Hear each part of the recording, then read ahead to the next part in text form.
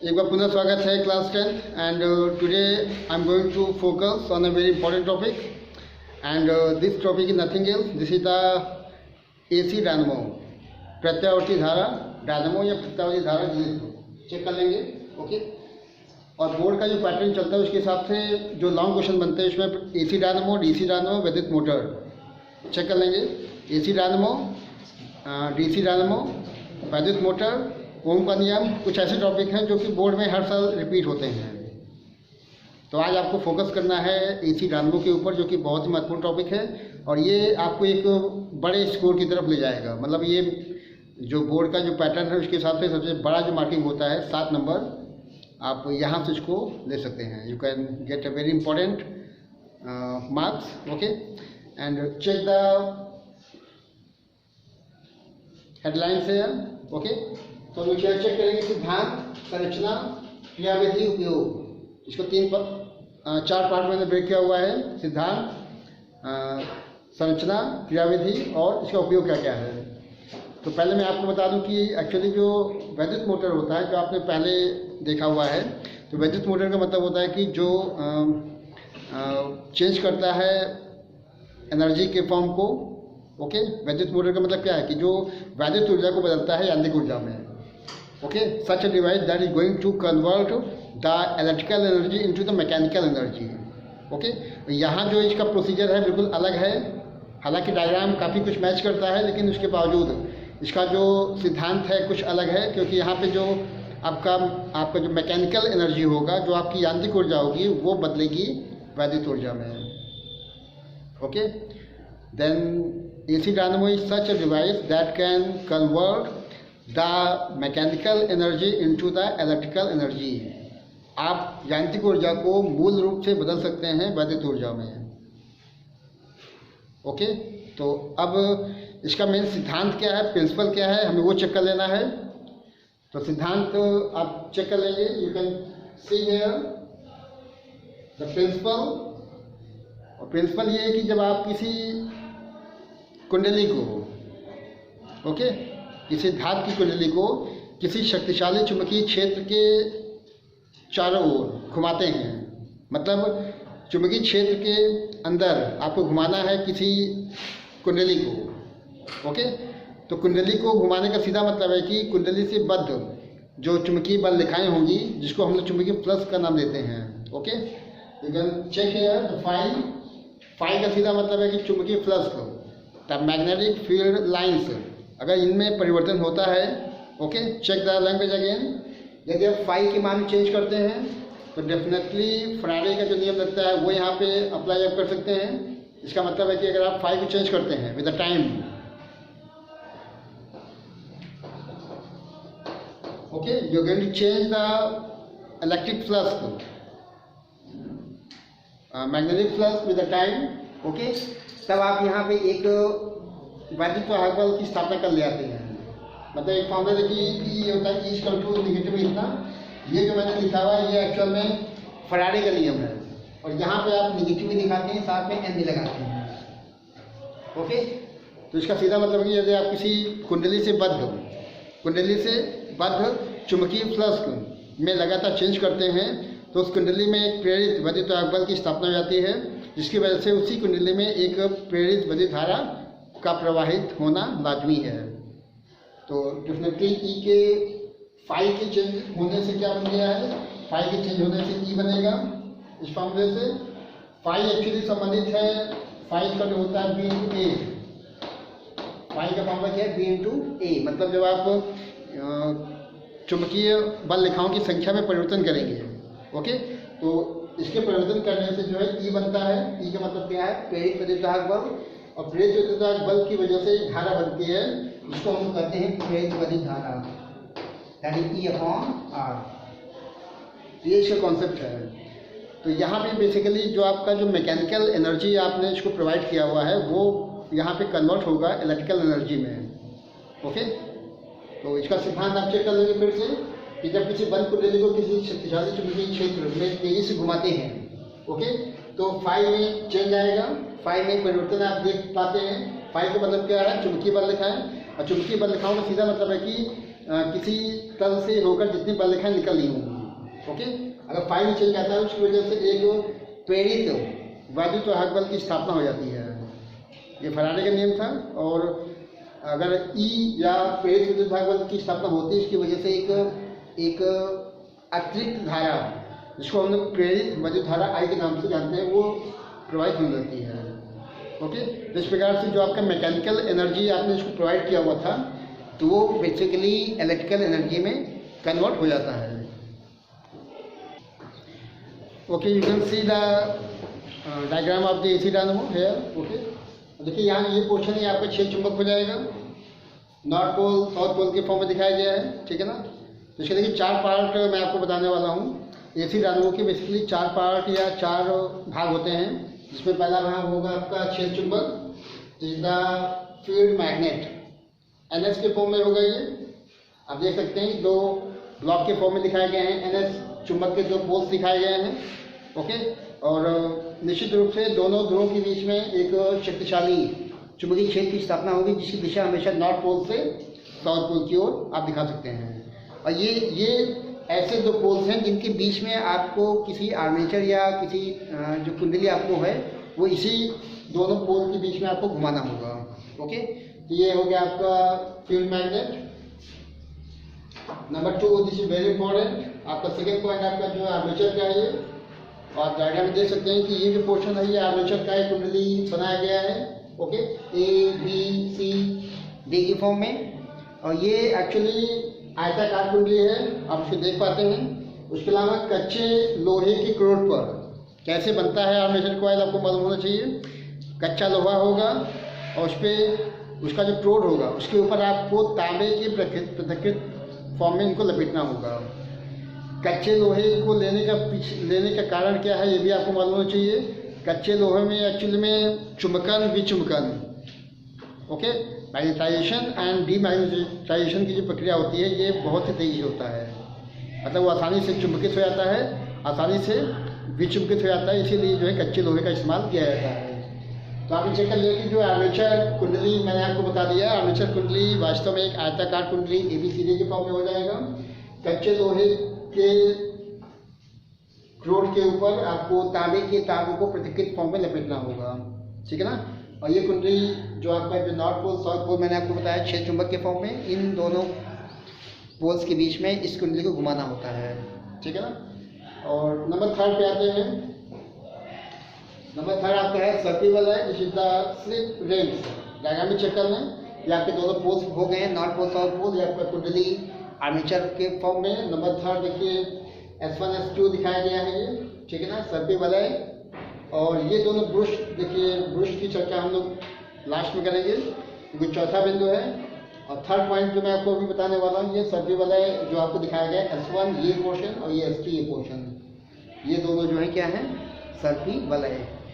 तो ये एक्चुअली धातु के बने होते हैं। आप यहाँ देख सकते हैं, ये दोनों जो S1 S2 के फॉर्म में दिखाए गए हैं, ये स्लिप रिंग्स हैं, धातु के बने हुए छल्ले होते हैं। और साथ में देखिए ये जो होता है, ये आर्मेचर से अटैच होगा। डायग्राम में देखिए ये जो आर्मेचर कुंडली है, वो यहाँ से लेके यहाँ तक बनी हुई है, और इसके साथ में ये दोनों जो सर्पिल वाला है वो जोड़े गए हैं। इसका सीधा मतलब है कि जब ये आर्मेचर कॉइल घूमेगा, आर्मेचर कुंडली घूमेगी, इन दोनों 6 चुंबक के बीच में अगर घूमता है, तो इससे घूमने के प्रभाव से सर्पिल वाला भी प्रभावित होगा, क्योंकि ये सर्पिल वाला डायरेक्टली जो है आर्मेचर से जुड़ा हुआ है। मतलब ये घूमेगा तो ये सर्पिल वाला भी अपने स्थान पे घूमेगा।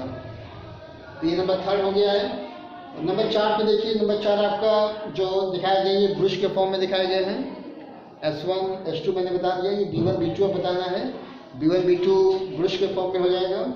और अब आपको ये बताना है कि जो एसी डायनामो में जो ब्रुश का काम क्या होता है, ब्रुश किस पदार्थ का बना होता है।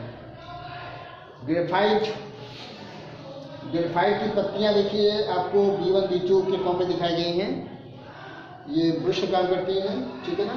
और ये स्थिर रहेगी, है ना। ये मूविंग कंडीशन में रहेगा। इसके घूमने से जो आपके सर्पिल वाला है, ये रोटेट होते हैं, मोशन में आते हैं। लेकिन ये जो ब्रुश आपको दिखाएगा B1 B2, ये स्टेशनरी होगा।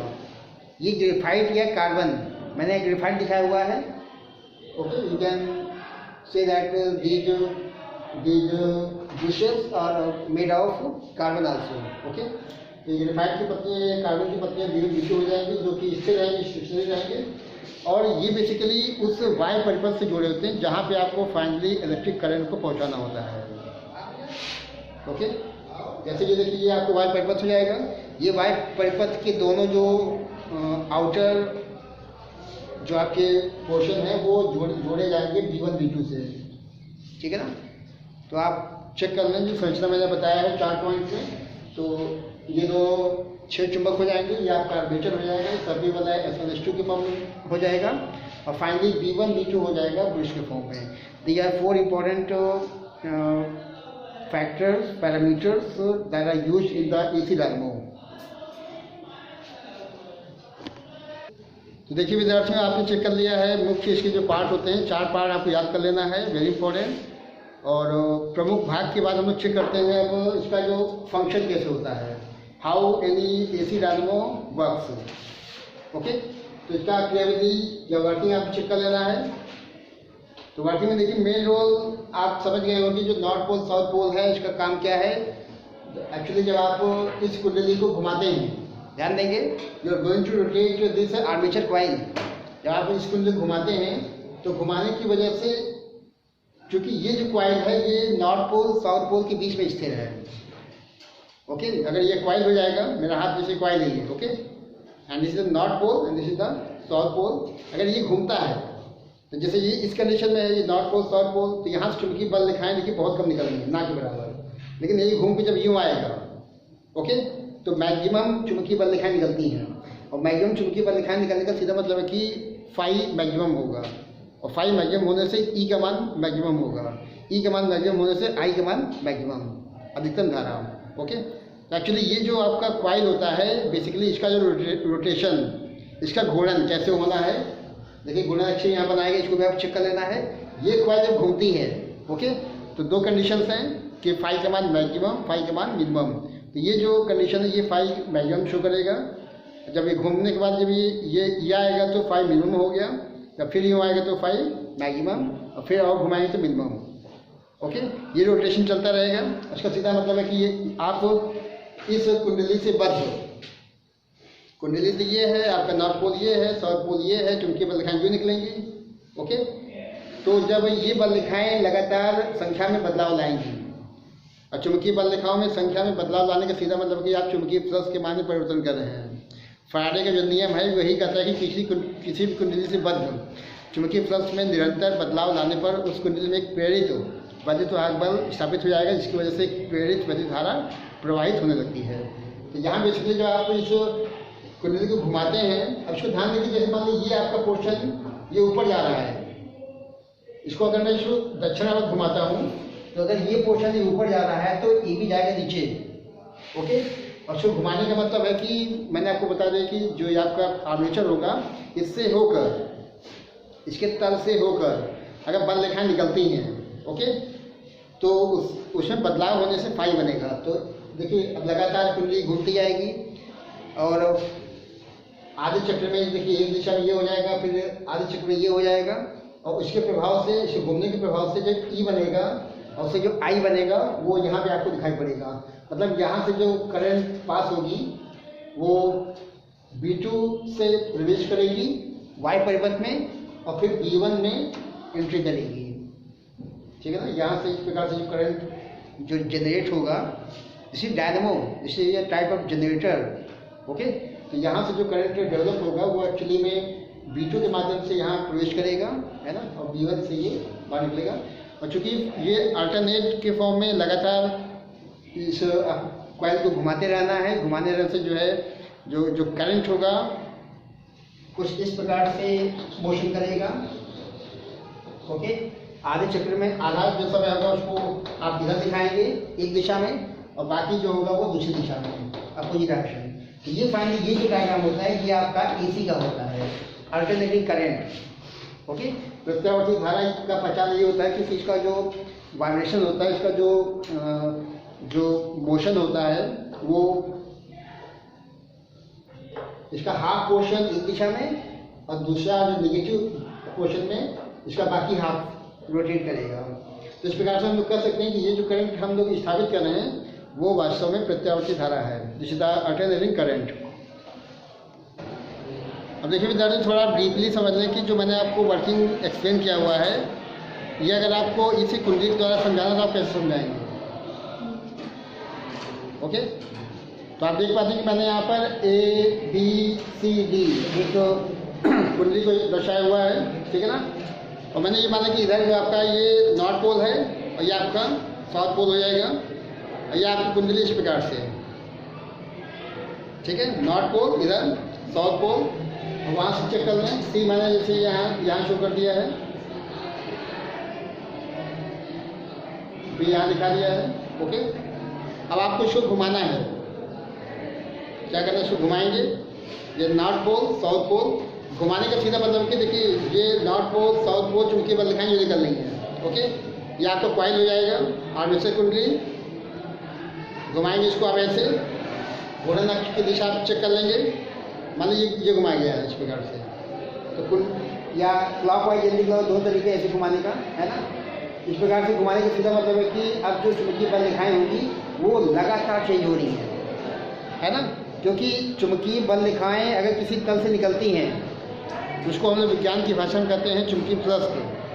और चुंबकीय फ्लक्स में बदलाव करना है, और चुंबकीय फ्लक्स में बदलाव कब होगा, जब आप इसको रोटेट करेंगे, उसको आप जब लगातार घुमाते रहेंगे तो इससे होकर चुंबकीय बल रेखाएं लगातार चेंज होती जाएंगी। तो देखिए कुंडली को आप चाहे क्लॉकवाइज घुमाएं चाहे एंटी क्लॉकवाइज घुमाएं, निश्चित रूप से फाई स्थापित होगा। जैसे मैंने इसको इस प्रकार से घुमाया हुआ है, ये आपका नॉर्थ पोल इधर साउथ पोल हो जाएगा, ये बल रेखाएं हो जाएगी। आप सीधे तौर पे देख पाते हैं कि इस कुंडली से होकर फाई बदल रहा है, इस कुंडली से होकर चुंबकीय बल रेखाएं लगातार चेंज हो रही हैं, फाई स्थापित होगा। यहाँ पे देखिए इस कंडीशन में चुंबकीय बल रेखाएं हैं, कोई नहीं पास होगा, शून्य होगा। आपने इस कंडीशन में ले आया हुआ है, यहाँ पे मैक्सिमम चुंबकीय बल रेखाएं निकल रही हैं, है ना। यहाँ फाई का मान अधिकतम होगा। फिर जब आप इस कंडीशन में ले आते हैं तो फाई का मान शून्य हो जाएगा, है ना। और फिर जब फाइनली इस कंडीशन में आते हैं तो फाई मैक्सिमम हो जाता है। तो आप देख पाते हैं कि एक पूरा जो रोटेशन होता है, इसका कंप्लीट रोटेशन, एक पूरा जो चक्र होता है उसमें 2 बार फाई मैक्सिमम हुआ है, 2 बार मिनिमम हुआ है। और विद्यार्थी एक बात समझ लें कि आपके घर में जो विद्युत आती है वो लगभग 50 हर्ट्ज की होती है। मैं पहले भी आपको बता चुका हूँ 50 हर्ट्ज की होती है। और इसका सीधा मतलब है कि अगर यदि आप कोई बल्ब देखते हैं जलता हुआ तो ये वास्तव में 1 सेकेंड में 100 बार जलता है, 100 बार बुझता है। 50 हर्ट्ज का मतलब क्या है कि 1 सेकेंड में नंबर ऑफ वाइब्रेशंस कितने हैं, या 1 सेकेंड में कंपनों की संख्या कितनी है, 1 सेकेंड में बनने वाले दोलन कितने हैं, वो 50 हर्ट्ज शो किया गया है। और यदि हम लोग बल्ब की बात करते हैं तो बल्ब, मैंने आपको बताया कि बल्ब जो अगर आप जलता हुआ प्रतीत देखते हैं वो वास्तव में 1 सेकेंड में 100 बार जलता है, 100 बार बुझता है। लेकिन एक विजन का दोष होता है, इसको हम लोग को दृष्टि निर्बंधता कहते हैं। दृष्टि निर्बंधता की वजह से वो बल्ब में जलता हुआ प्रतीत होता है। एक चीज़ और समझ लें कि यहाँ पे जो मैंने आपको ये सारी जानकारी दे दी है तो इसमें फ्लेमिंग के नियम को भी लगाना है। फ्लेमिंग के बाएं हाथ का नियम आपको मालूम है, FBI के फॉर्म में फ्लेमिंग के दाएं हाथ को के नियम को यहाँ पे लगाना होगा, क्योंकि फाइनली जो आप करंट की दिशा को दिखलाएंगे उसका जो इस्टेब्लिशमेंट है ये वास्तव में फ्लेमिंग के दाएं हाथ के नियम से है। ओके, तो फ्लेमिंग के दाएं हाथ के नियम से क्या था, ये फ्लेमिंग का दाएं हाथ, ये आपका अंगूठा, तर्जनी, मध्यमा, ओके, VBI, ये आपका V है मतलब गति, गति का मतलब ये क्लॉकवाइज घुमा रहे हैं, एंटी क्लॉकवाइज घुमा रहे हैं, उसकी दिशा हो जाएगी वेलोसिटी, वेग, गति। B का मतलब चुंबकीय क्षेत्र जो कि हमेशा नॉर्थ से साउथ की ओर बना रहेगा। और फाइनली I, ये जो I आप मध्यमा से दिखलाएंगे, मिडिल फिंगर से दिखलाएंगे, ये वास्तव में मुख्य धारा के अतिरिक्त एक धारा होती है, जिसको हम लोग प्रेरित विद्युत धारा के नाम से जानते हैं। तो निश्चित तौर पे इसकी क्रियाविधि में आपको ये चीज़ बतानी पड़ेगी कि जो फ्लेमिंग के दाएं हाथ के नियम से ही हम लोग जो है एक जो करंट होता है जिसको हम लोग कहते हैं प्रेरित धारा, उसकी स्थापना की जा सकती है। ओके, तो विद्यार्थियों आपको चेक कर लेना है। फाइनली मैंने आपको जो चीज़ें बता दिया है, डायनेमो या गणित होता क्या है, उसका सिद्धांत क्या है, संरचना में मुख्य 4 भाग जो मैं आपको पहले भी दिखा चुका हूँ, जिनको आप चेक कर लेना है। और फाइनली क्रियाविधि, इसका फंक्शन क्या हुआ आपको लिख देना है। डायग्राम की प्रैक्टिस आपको कई बार कर लेना है, ओके। क्योंकि विद्युत मोटर का AC डायनामो का और DC डायनामो तीनों के डायग्राम कुछ कुछ मिलते हैं। ये पोर्शन तो मैच करता है, बाकी यहाँ से कुछ न कुछ बदलाव चालू हो जाता है। क्योंकि ये जो आपका डायनामो है ये अल्टरनेटिंग करंट को उत्पन्न करता है ना, प्रत्यावर्ती धारा के उत्पादन में काम आता है, इसलिए हम लोग जो AC डायनामो कहते हैं। इसका जो नेक्स्ट पार्ट होगा वो आपका DC डायनामो होगा, जहाँ पर आपको दिष्ट धारा उत्पन्न करने के वो काम आएगा। तो इसकी आप तैयारी करें, डायग्राम को कई बार बनाएं। And thanks for watching my video. Thanks to all of you.